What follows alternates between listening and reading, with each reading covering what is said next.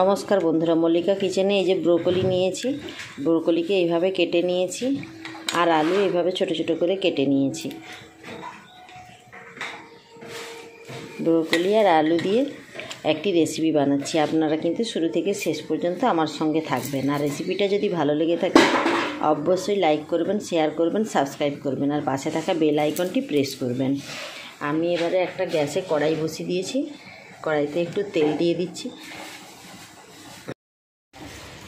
তেলটা কিন্তু গরম হয়ে গেছে। এবার ব্রোকলিগুলো হালকা করে নেড়ে নিচ্ছি। ব্রোকলিটা হালকা করে নাড়া হয়ে গেছে, এবার আমি নামিয়ে নিচ্ছি। আমি কিন্তু ওই কড়াতেই আবার আলুগুলোকে একটু নেড়ে নিচ্ছি।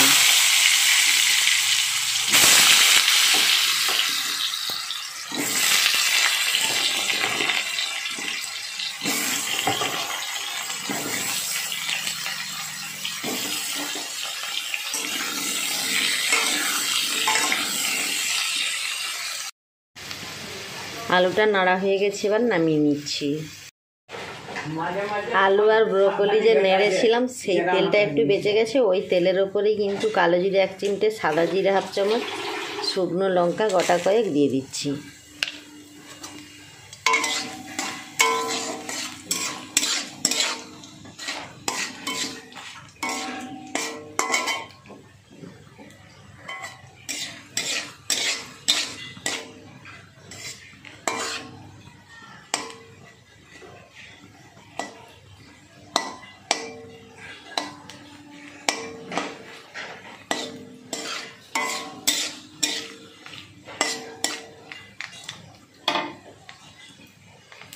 ভালো করে নাড়া হয়ে গেছে। এবার একটা গোটা কেটে রাখা পেঁয়াজ দিয়ে দিলাম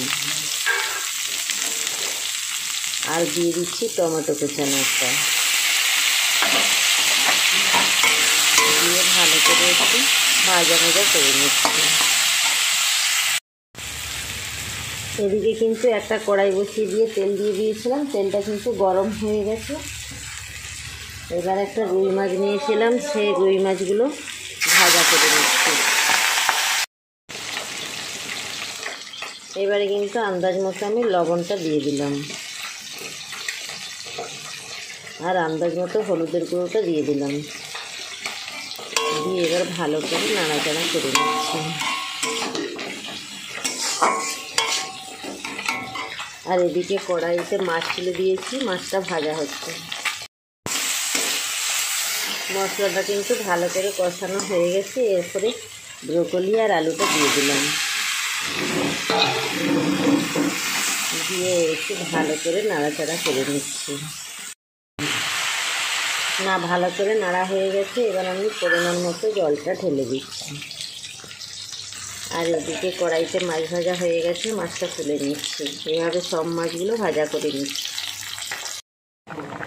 ব্রোকলি আলুটা খুব ভালোভাবে সেদ্ধ হয়ে গেছে। এবার ভেজে রাখা মাছগুলো আমি দিয়ে দিচ্ছি।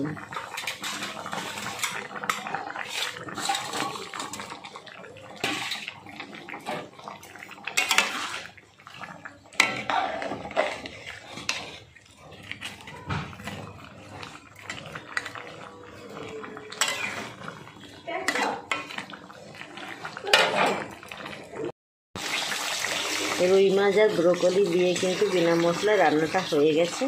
আমি এবার নামিয়ে নিচ্ছি।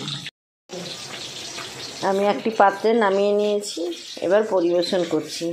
আজকের মতো তাহলে টাটা।